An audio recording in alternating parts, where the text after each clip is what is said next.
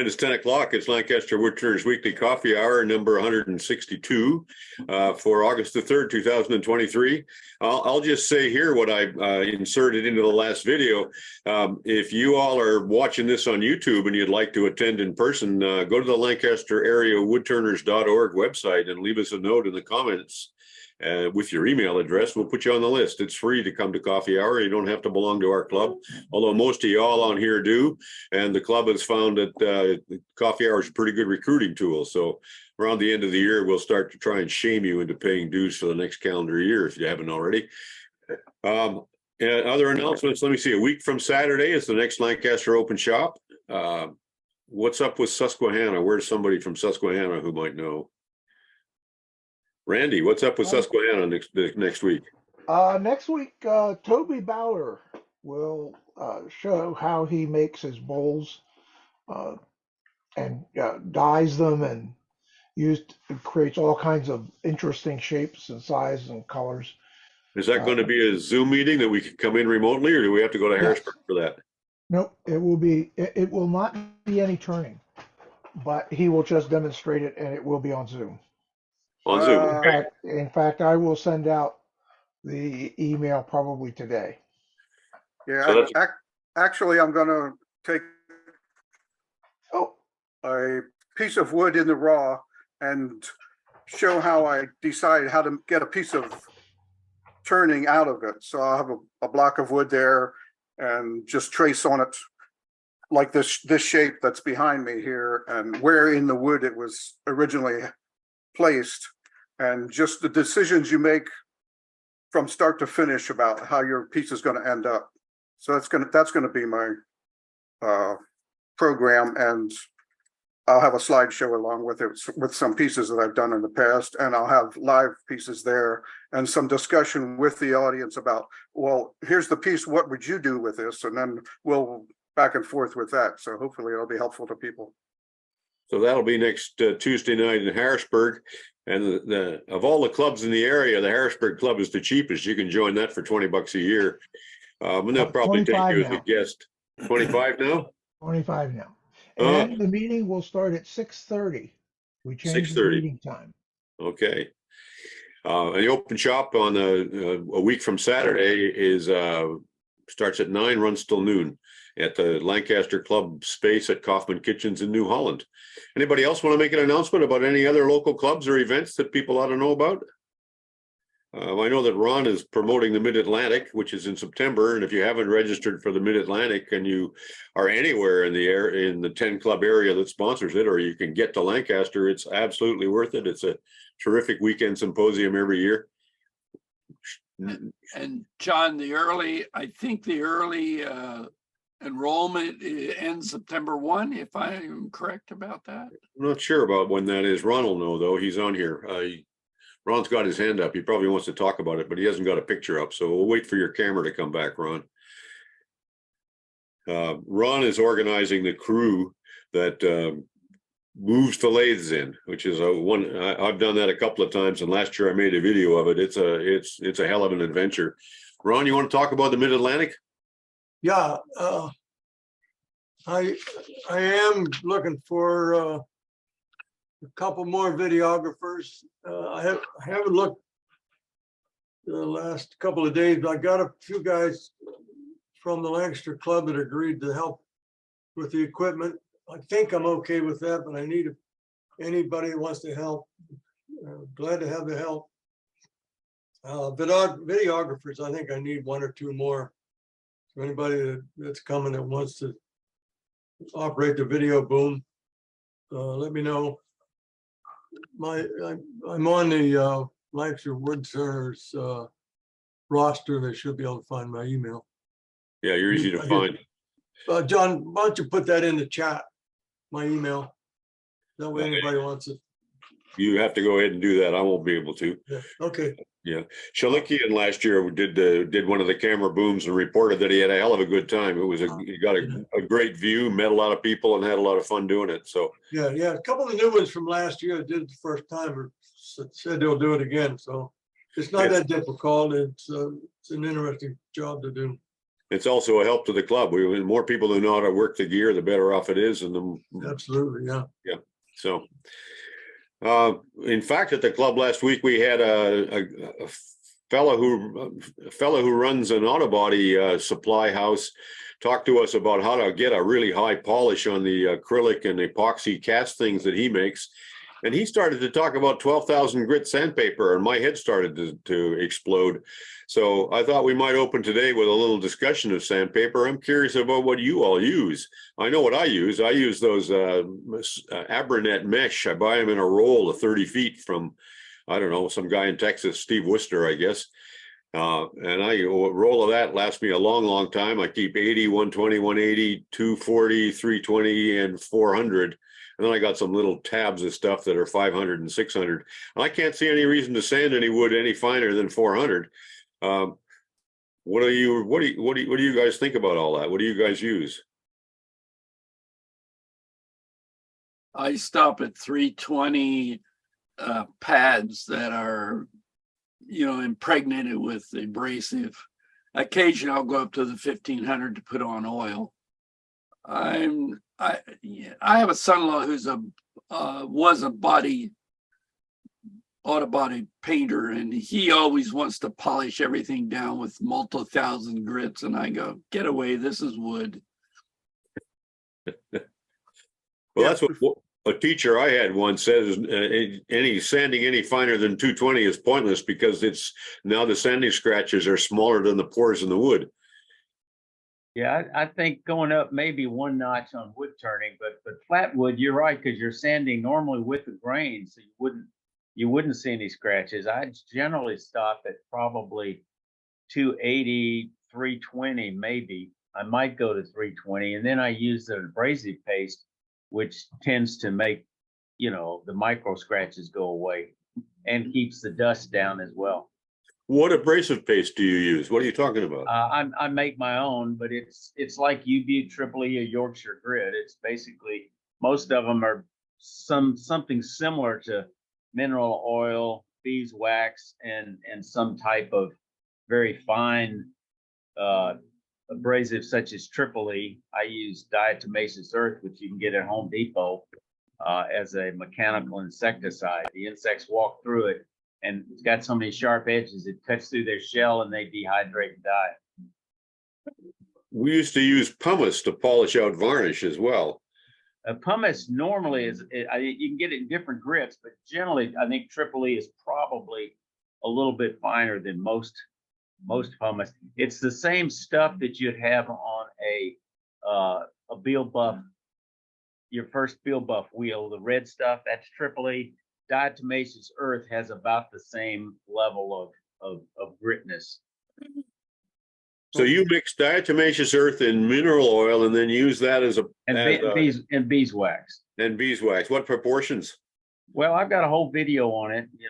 It's not real complicated. It's a great club project, because if you're doing it yourself, and you got to go out and buy mineral oil, and you got to go out and buy beeswax, and you got to go out and buy a big sack of diatomaceous earth, and you only use a small amount, it'll be in your estate sale. But if you're a club, it might be worthwhile. As an individual, it probably just makes more sense to buy a can of Yorkshire grit. And then there's a couple of guys on the internet that make it and sell it, little cans, Axe paste.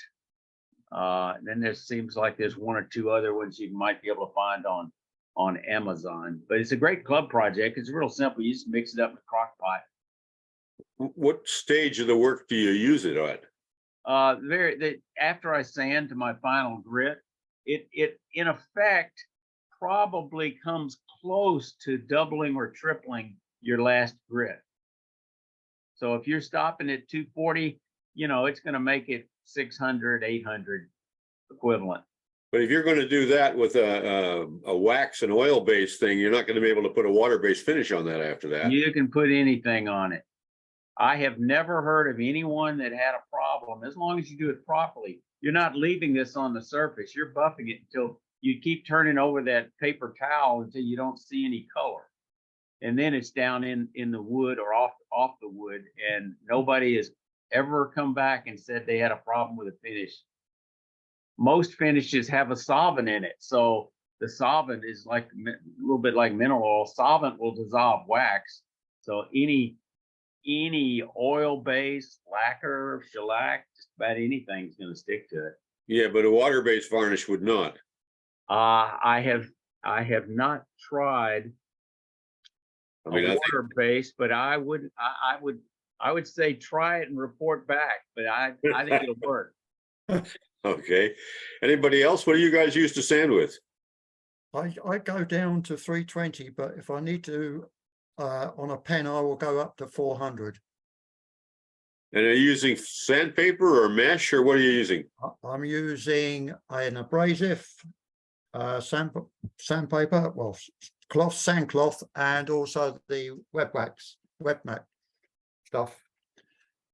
Okay. And then, but when I get onto the pens, I then use a French product called Faclar, which is a paste, a white paste, a bit like a rubbing down compound for your motor vehicles.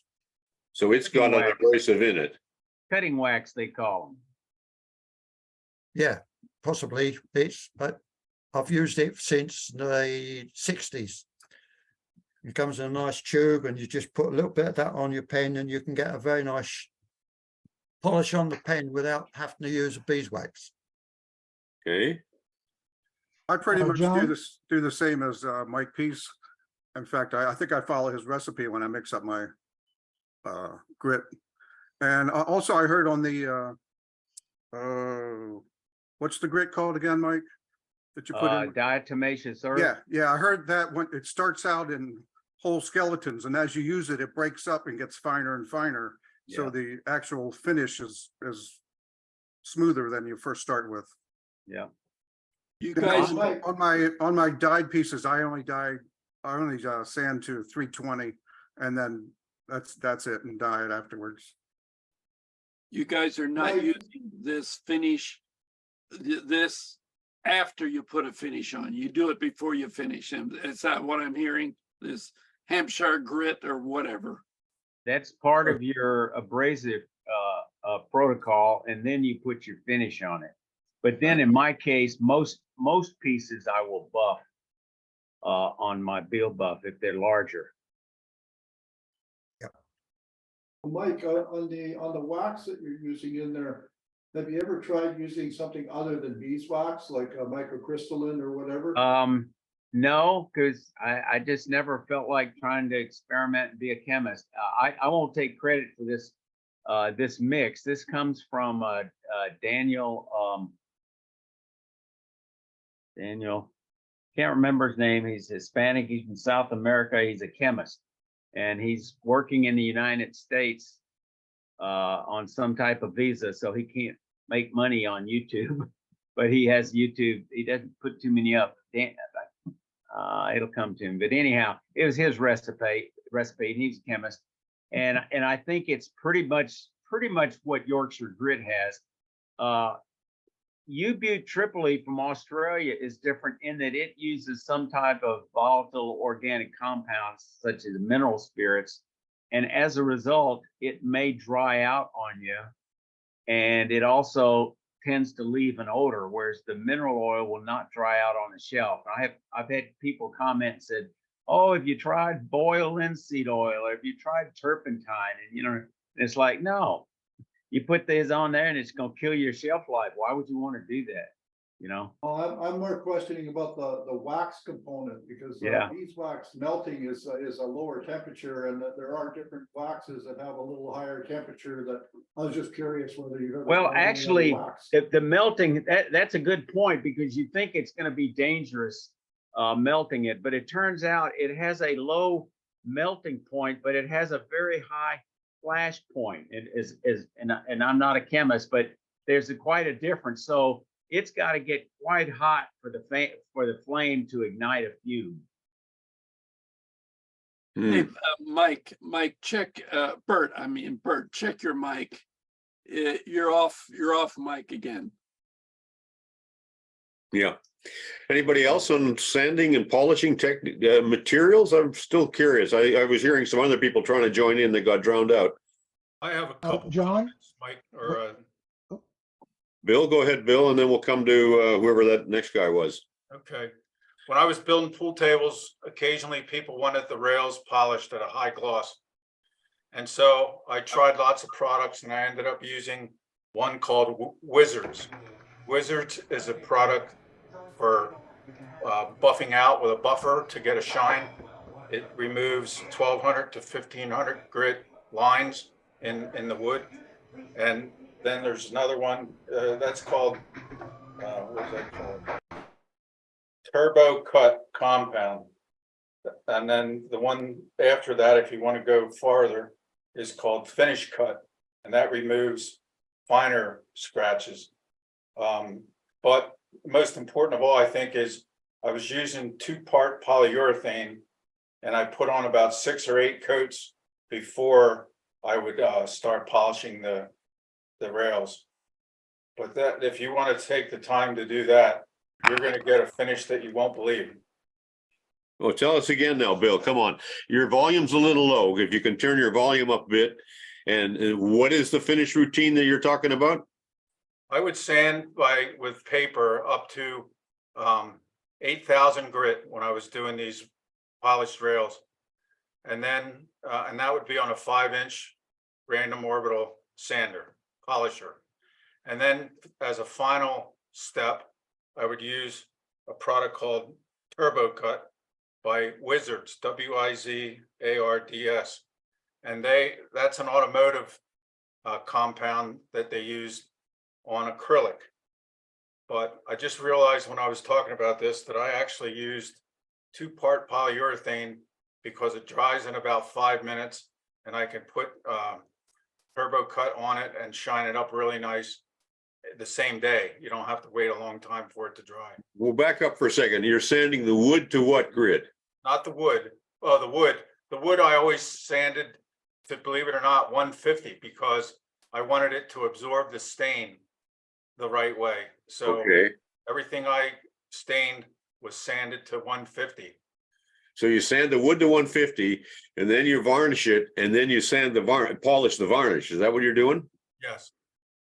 And so in polishing the varnish, you're using those automotive compounds like the dude had the other night at the club meeting. He was using Maguire's. He had 2 kinds of Maguire's.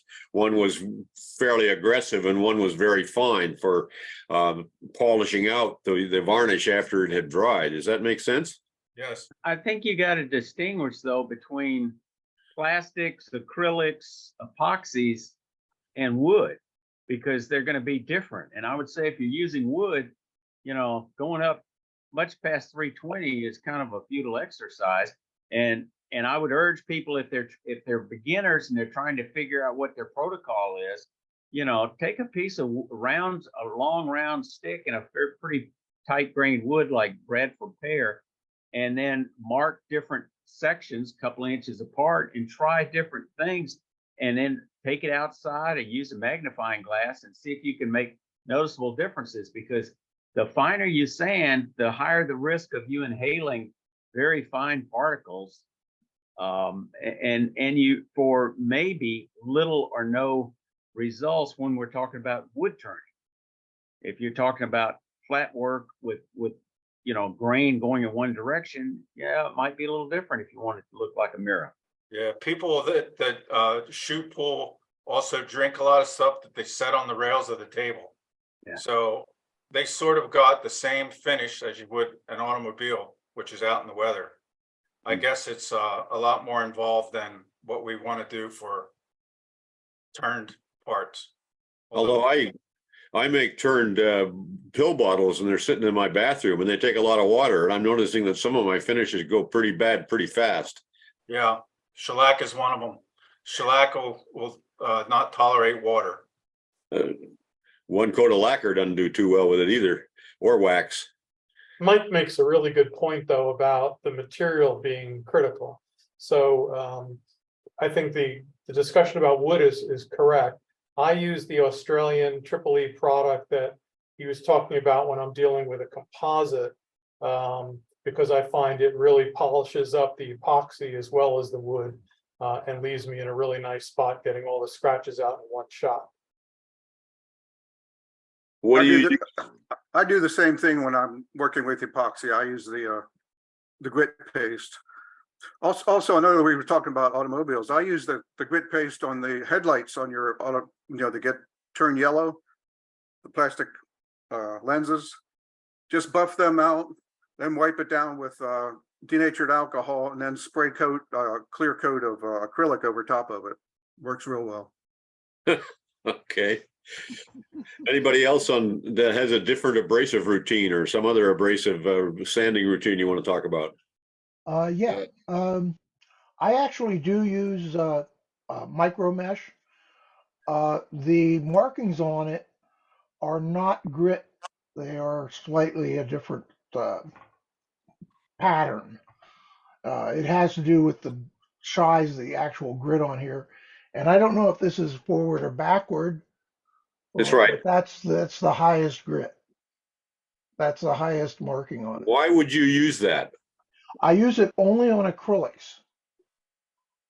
When I do acrylic based pens, that I use it on. If I'm doing a wooden pen, I stop at about 600. And how about, do you ever polish, varnish with an acrylic varnish and then polish the varnish with that stuff? No. I for all my pens, all the wooden pens I make, I use only super glue CA finish. That's it. How many coats of that do you put on? 3 or 4.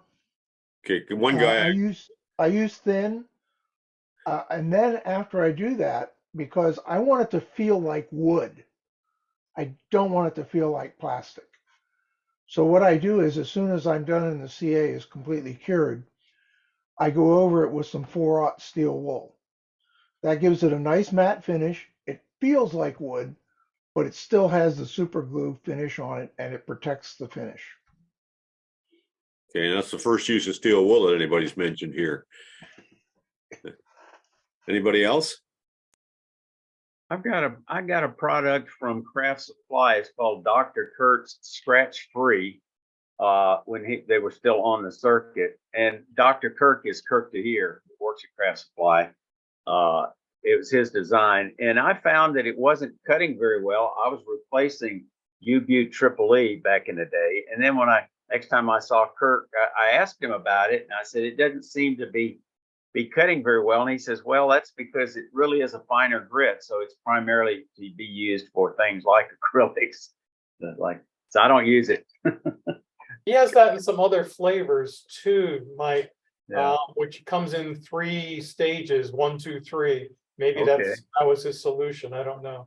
Yeah, But the beauty of it is it's similar to the homemade solutions in that it doesn't have a volatile organic compound in it, so it's better for the environment. It doesn't have a harsh smell. And one of the things that I've learned when I was using that U-Butte Triple E, when Kurt pointed it out about the smell, that if you use it inside a box, as well as using some type of finish that has a solvent in it, it is very difficult to make that smell go away.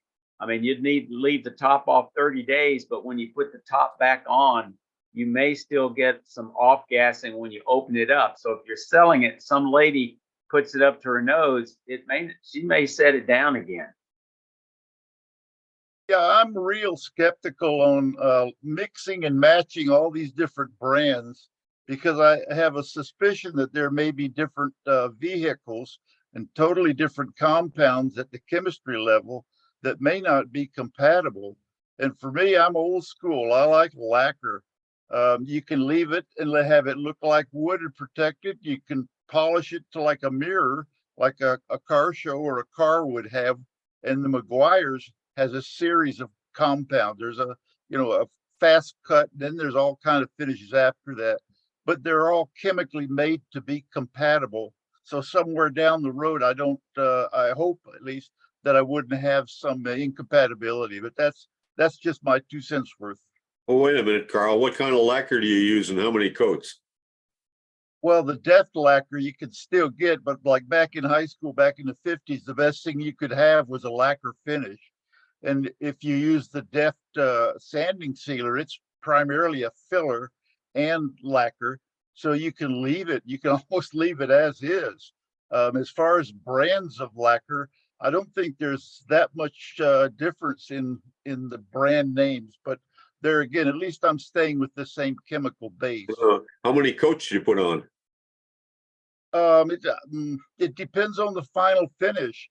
I've got a little touch-up gun that I leave the lacquer, deft lacquer in it, because lacquer thinner will always cut it back. And most of the time, if you just use it periodically, you don't have a problem with it clogging the gun at all.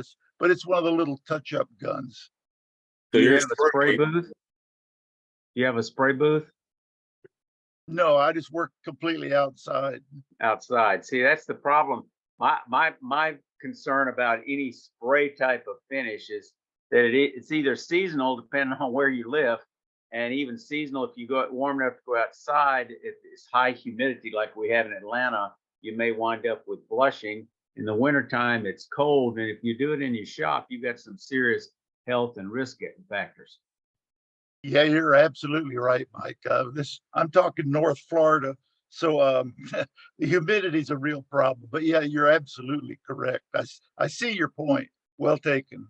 I think that the point is there's one size does not fit all. You've got to look at your work and how many steps do you want to have to get the results that you get.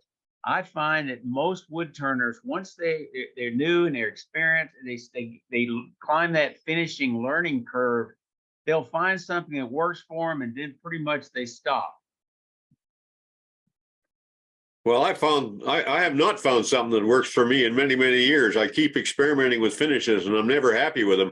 But I think my problem is I always want to short circuit it. I always want a fast finish that I don't have to mess around with.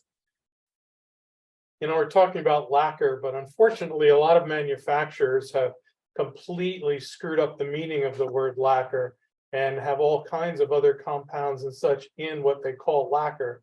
But classically, lacquer means shellac. Yeah, well, What okay. what makes lacquer? You'll find shellac is lacquer, but that's not what you get in a can of what you buy as lacquer today.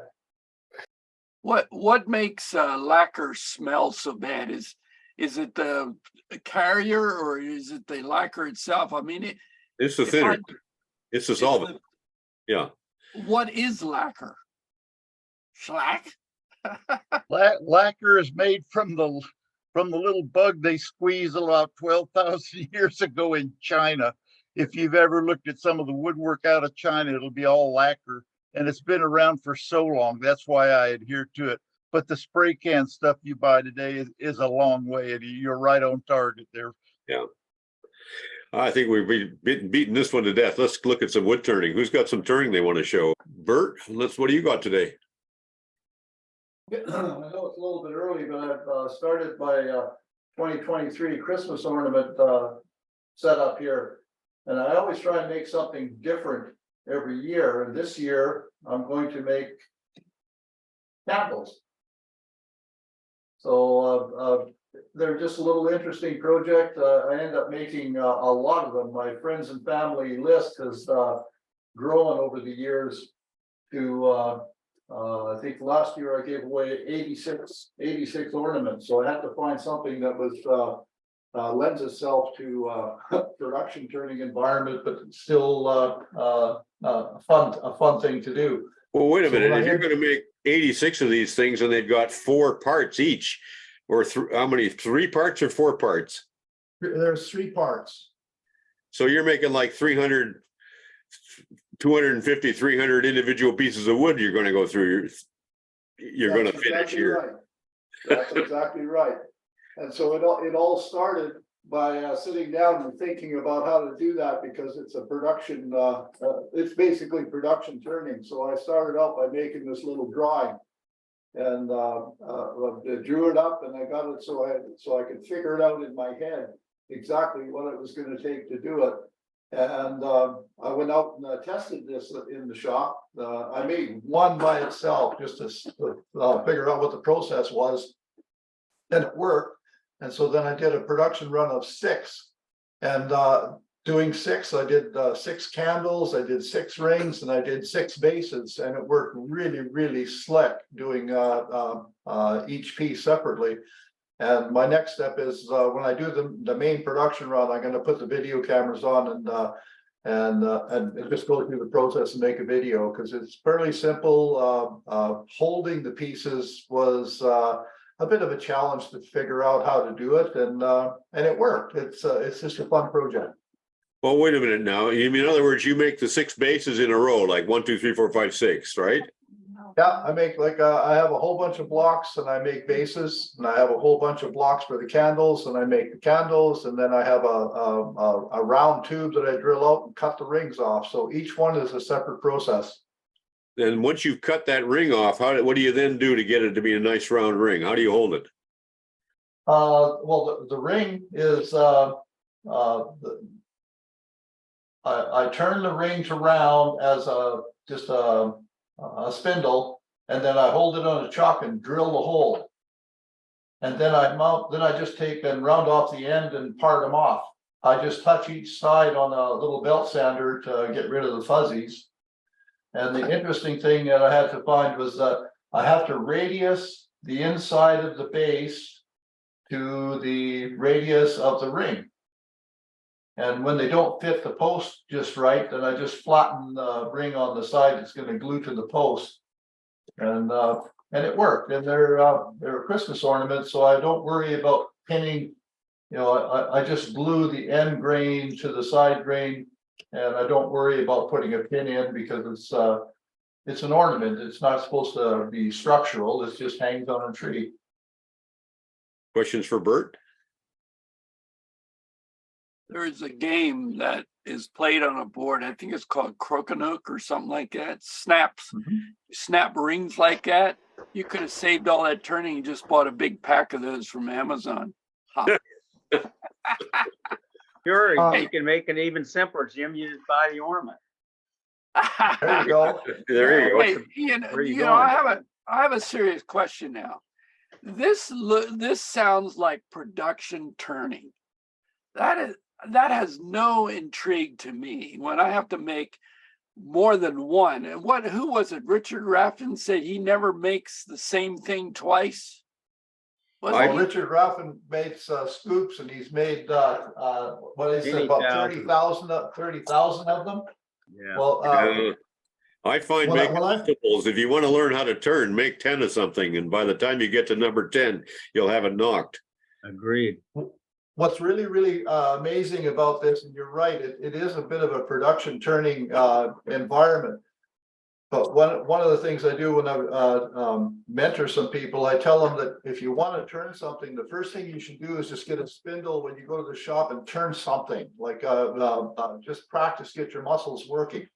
Well, this actually is really therapeutic. When I go out and make a bunch of candles, it's just so relaxing, because you don't care if they look the same. They don't have to be the same diameter. I like some that are tapered, but it's so relaxing to go out there and blast off 10 or 12 spindles and then turn around and do another project. It's amazing how therapeutic it is. And because there's 3 different pieces, well, I don't have to make them all at the same time. Like today I can make candles, tomorrow I can make bases, a week from now I can make rings. And it's really amazing how it makes it more enjoyable. Then you can do other projects in between. Well, let me ask you this, Bert. When you're making those rings, the base, the walnut base, the little base, right? Are you bandsawing that round first? You're starting with a square blank, or what are you doing?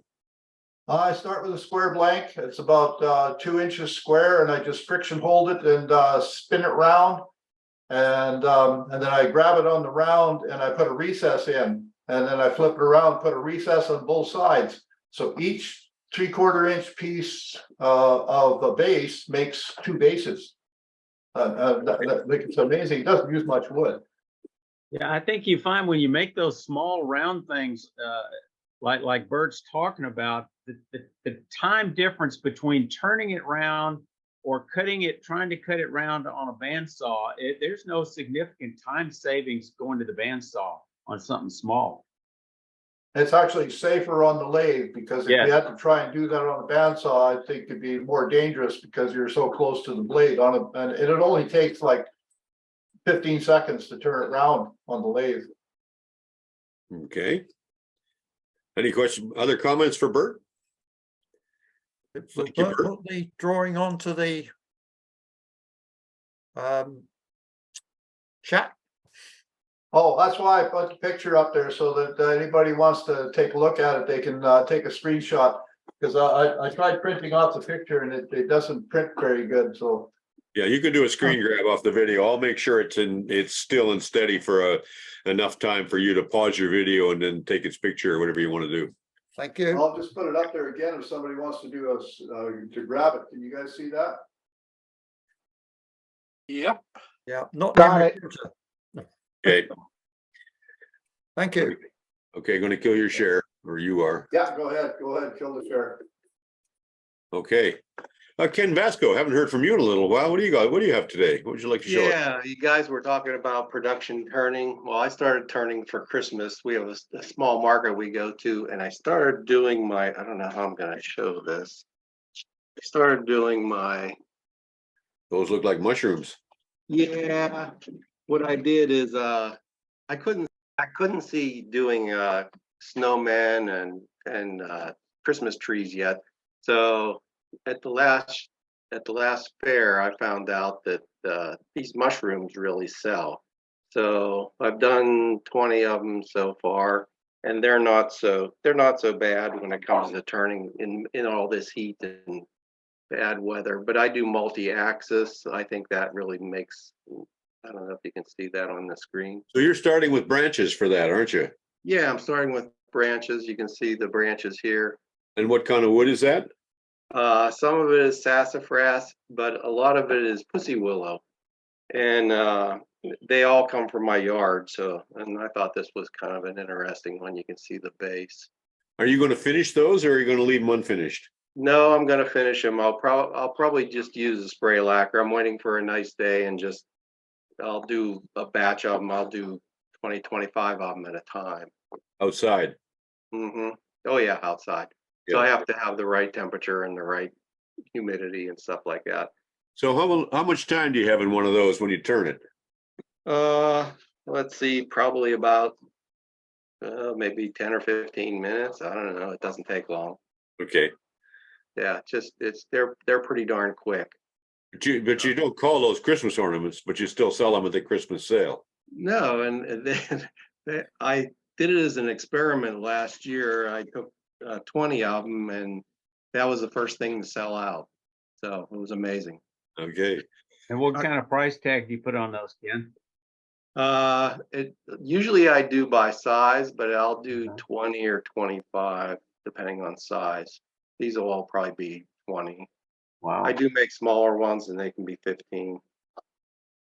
I agree with Ken. They really sell well. I've sold 2,000-3,000 of those in the last 10 years. And also I think Bert was saying you go out the shop and you do something small to get you going. That's what I do. I put a branch on there and just turn a mushroom, and then you get in the mood to turn whatever your next project is.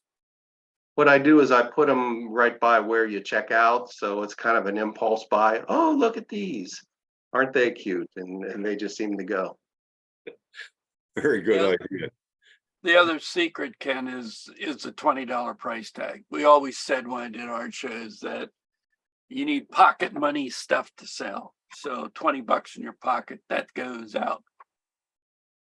I remember I'd rather sell quantity than quality. I remember the time when that would have been $10 too. Yeah. Yeah, I could either sell 3 of these or one bowl. You know, and bowls take longer and they're a lot more precise, and not everybody wants a bowl. So when I do sell, I usually sell maybe 3 or 4 bowls at a show, and the rest are all these small ornaments. They just go. What are you getting for your bowls, if I may ask? I put them in around the $60-65 range. And they're usually walnut, maybe with a little bit of burl or something in them. They're not art pieces by any means. Okay. Any other comments for Ken, or shall I move along? Okay. Bruce? I want to share a project from hell, I think is probably the easiest way to say it. We had this piece in the family for, I would say 40 plus years, and it came before that, and my wife has used it in various forms of disrepair. It's kind of a plant stand. I don't know how else to describe it. That's clearly what it was used for. It's laying on its side here. This is the top half of it. There's 6 levels to it. You can see there's a finial broken off here and a finial broken off here. And these finials, by the way, go into a hollowed out tenon on the below. So if it's broken off, you know, I had to drill out the tenon to get a place to put it back in. But anyway, this was the state that I had it in. This is the other part of it. This is 2 more levels of it with the various spindles. And I thought, well, it's spindles and finials. I can do this. Shouldn't be that hard. I'm guessing this thing is 100 years old. I don't know. And I still not 100% sure what the wood is. It's kind of bizarre. This is the bottom shelf, which you can see was broken into 4 pieces. And the color on it was every range from black, the center was black, to the edge is something else. And I took a guess looking at the grain that it was mahogany, which I'm wrong. But anyway, that's kind of where I started. So I started with trying to fix that bottom shelf. And I said, all right, let's just put on a couple new pieces, not too difficult to glue that on. And I put mahogany there. I would have guessed oak. You know, okay, great. That was my second guess, also wrong. But yeah, it's kind of funny because I thought the edge of that looked very much like oak, and I agree with you. This wasn't too hard to fix. There was also a broken foot, which I replaced, and it's had the same construction where the tenon here is hollowed out so that the next level gets glued into it, but that wasn't too hard to do either. And this was, I have way too many pictures here because I didn't really sort this out, but So the tenons are holding the whole thing together. So they're not simply right. They're not correct. simply, yeah. Correct. That is really the majority of the structure. So here's that bottom piece now all stripped down, where I was thinking maybe I had oak or whatever, the grain was, but I believe it is walnut. Now, whether or not it's been bleached out or not, but the bottom of this piece is gray like this. And a lot of the rest of it and the spindles all appear to be walnut. But I don't know if it was bleached or the sun took it over all the years or what. I've never seen wood do this. And that's not stained because it goes all the way through the wood like this. But it is more of that gray color on the bottom. So I'm still a little perplexed, but I think it is some kind of walnut. 100 years ago, it might have been chestnut. Does chestnut really get gray like that? I always thought it was ash with the graining. Well, you can't identify wood from what you see on a video you camera. can't. Come It's on, just- guys. It's just the graining of it makes it look ash. I thought the grain looked very much oak when I stripped it down, just the way Mike said, but it clearly is not. And the spindles are all this gray color once you strip them all out as well. Anyway, so what was your sequence for drilling in those tenons? Did you drill the wood first or after? The ones that I had apart, it was pretty simple to re-drill them out. That really wasn't that big a deal.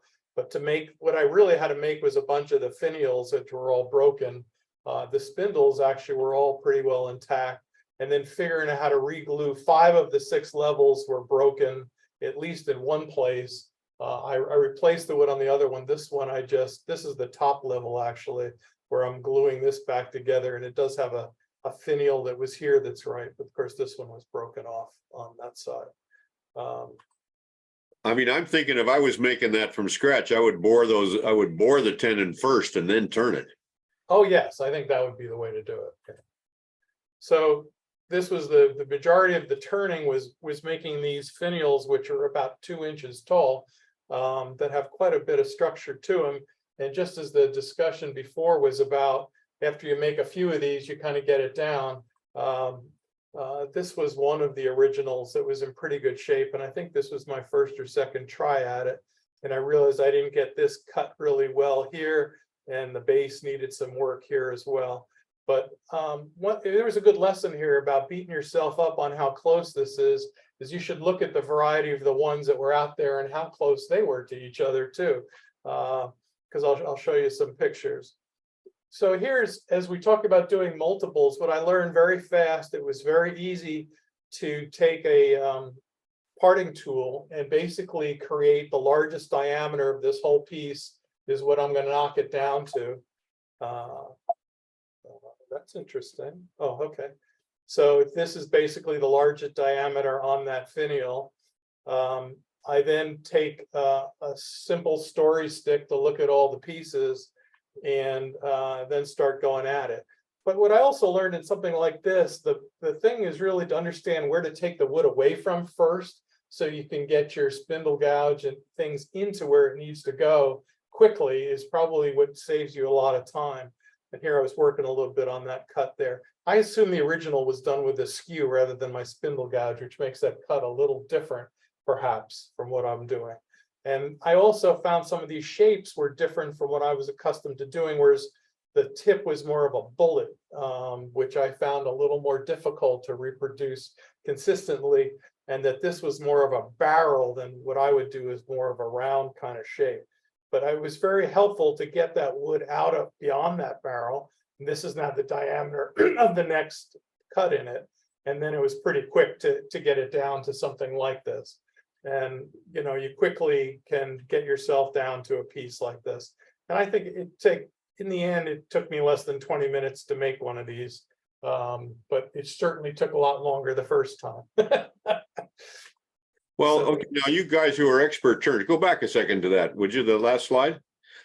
I'm inclined to set in that flat fillet with a parting tool in the first place to establish that location and then work both ways from that. Does that make sense to other people?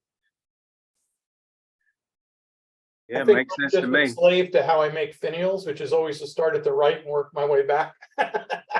But I think you could certainly do it that way. And these are short enough and not floppy enough that you could work from either end without a problem. Yeah, I think that principle of working from the right back toward the headstock is important. And I had a workshop Monday, and I was surprised at how non-intuitive that was to so many turners. Just turning a handle for a coffee scoop, they were wanting to do the smallest work toward the headstock, toward the drive, which to me is kind of scary. I always worked from the right back to the left, and it wasn't intuitive to them, and I didn't point that out until I discovered it. What they were all doing. In a thing like this, I would always set in the fillets first, if there's more than one, especially to the finished dimension, and then work both ways from those. Again, from the right to the left, but first of all, get those fillets in there, because that establishes the north-south orientations, and it establishes those key diameters that your eye is going to see that you can work into and out from. Yeah, I think identifying what you're going to work to and from, and for your eye to easily recognize is important. I know a lot of times some people mark things on the wood with a pencil, and I might do that initially, but if I know that's where I'm going to be, I will generally use a parting tool, if only just a little bit, to make it so clear in my eye where that feature is. It seems to really help. Yeah, I think that I think in looking at these kinds of things side by side, you don't much notice little differences in shape or in diameter, but you very much notice differences in elevation. I agree. They have to be their same height. Yeah. Yeah. But you notice some of the other features too. This was two of the ones, and I point them out. As I said, when you decide which one you're going to model, these are two of the originals, and you can see they're quite a bit different. Obviously, this one's broken beyond fixing. But look at the top and you see the dimensions are quite different. And I really should have looked at a bunch of them before I decided on my story stick to pick which one I wanted to model. But the differences aren't all that much in the end. I'm thinking that thing that you're calling a bullet shape on top was meant to be an acorn. I'm not sure what it was meant to be, but I found it more difficult to reproduce. It's kind of it was a different cut than I was accustomed to making. Now this one, I believe I fixed. I drilled out the bottom and put a dowel in it and made a new one out of it. So there were several of them that were repairable. And here's two. This one was probably the most difficult to repair because it had some 10 in there. So I believe I took a chisel and took it off and then put a dowel in it. But if you look at them, they all have a fair amount of difference across the four. And it is an interesting thing. And when you're going to go to try and reproduce something, think about how much they vary before you beat yourself up too much about them. Well, I was driving through downtown Lancaster yesterday and noticing my wife was driving so I could gawp around, and I was noticing the finials on the top of the building. Some of these Dutch old buildings in Lancaster, they have little roof cupola things that end in, maybe it's a lightning rod, I don't know what it is, but it's a finial up there. And there's quite a bit of variation in them. So I think I'm going to go around town with a telephoto lens and try and get a set of photographs of those things. Same as I did with balusters and handrails a couple of years ago. There's a book I think Nick Cook pointed me to called Classic Forms that has all kinds of finials over time. And it's really very instructive, even though most of it is stone and such. It gives you a lot of direction for what designs work and which ones don't. So this was starting to stain things up and finish it, which to me was the worst part of this whole project, was trying to strip it down. And that was probably where I spent 80% of my time. And I'm still very unhappy with the evenness of the stain that I got onto this bizarre wood. I'm always tempted to use a pre-stain when I do things like that, but I find that sometimes prevents enough stain penetrating the wood to get an even color. So I avoided that, and maybe that wasn't right. But anyway, you're looking at the bottom of the shelves. Oh no, you are looking at the top of the shelves. I take it back, of some of them. And I used water-based stains and a water-based polyurethane actually on this. And I won't ask you to pick out which of the finials are mine and which are originals. I think I would have gone straight to paint on this one. I think straight to paint probably would have been saved me countless hours. And I think I wonder about a dye. If you'd used a wood dye that you could mix to a brown color, wouldn't you get a pretty uniform color? Maybe Toby could weigh in on that. Yeah, Well, he's done some repair work, and there would be different kinds of wood. I think the color variation would be noticeable with the dye. I would go with paint also on something like that. I would have painted this thing black or brown or orange or just the whole thing one color. I used to refinish furniture. It's how I got my start in wood turning. And first off, it's a curio, a corner curio. It's not a plant stand. Thank you. Plants are probably what caused all the staining on the shelving, all the water that came off of it. And it is an inverted acorn on your finial. And it's probably local wood, whatever this was made. And to me, I'm guessing it's probably a walnut. I think it is walnut, but that bottom shelf was just so bizarre, and it had 3 different colors in it. And some of it looks like maybe some of it was replaced. It was hard for me to tell over the years what it had done before me. Did it have any kind of maker's mark or sticker or anything on it? No, there was nothing there. I would have definitely jumped on something like that. But this bottom shelf, which you saw ranged everywhere from oak look to walnut to my mahogany in the back, was just a nightmare. But the other thing was, since there's nothing really right angle or such, I kind of was, well, how do I glue this up straight? So I used, if you noticed, levels that were just clamped at 3 levels here, so that I at least would clamp it up straight as my kind of right angle guides onto the 2 of the pieces. So I see these things in the junk shops and I figure, I could make that, and add it to my collection of pictures of things that I could make one day. You're telling me this is an awful lot more problem than I'm imagining. I'm seeing now that it is. A lot of parts in that. There's a lot of parts. There's 6 times 3, 18 spindles, 12 small finials, and 1 top finial. So plus the 3 feet, plus 6 shells and the other pieces on it. So yeah. Someone spent some time. This is the top 3 levels here. now with the finials added. I decided to bring it into the house in the two pieces, then glue the final two together in the house so it doesn't get moved. But it was something. So anyway, that's a finished piece. Good looking there. Thank you. It would look even better painted black, I'm telling you for sure. No, not black. Keep it true. Keep it true. It was hard for me after all stripping to think about painting, but painting it definitely would have been a decent way to go. But I don't know. It was an adventure. Let's call it that. Hey, Bruce, you don't need to make it any better than it was when it started, and you probably have made it better than what it was when it was first made. Probably not. Probably not. But the design doesn't give it a lot of strength and structure, so it's not surprising to me that it broke where it broke. It was all the sides piece that are put onto the shelves is all done with little finishing nails, little tiny finishing nails, and they weren't up to the task of, as Ken calls it, a curio cabinet. Clearly, it was a plan stand. There were water stains on at least 3 or 4 of the levels, and 5 of the 6 shelves were broken. So it was special. I don't want to do this again. I don't know how else can I put that. That looked like a real challenge to start with in the first place. It was, but I did enjoy the turning part. And actually, by the time I was done, I felt even better about a parting tool and using a calipers and getting that dimension fairly quickly. So nothing else, I learned that. How old was it? How old do you think the original was? My guess is 100 years, but I don't know. We've had it for 40, and it came out of a family house that hadn't been lived in for 20 or 30 years before that, and I'm guessing it was purchased sometime before that. So I don't know, but that's my guess. Late Some of those 19. pictures you showed, It's probably It looks- 1920s. it's I agree. obvious that it was handmade. Wasn't made on a machine. Now, clearly from the variation, the finials and such, that clearly wasn't made on a machine. Bruce, your family's going to hand that down and they'll think of you in future generations. Job well done.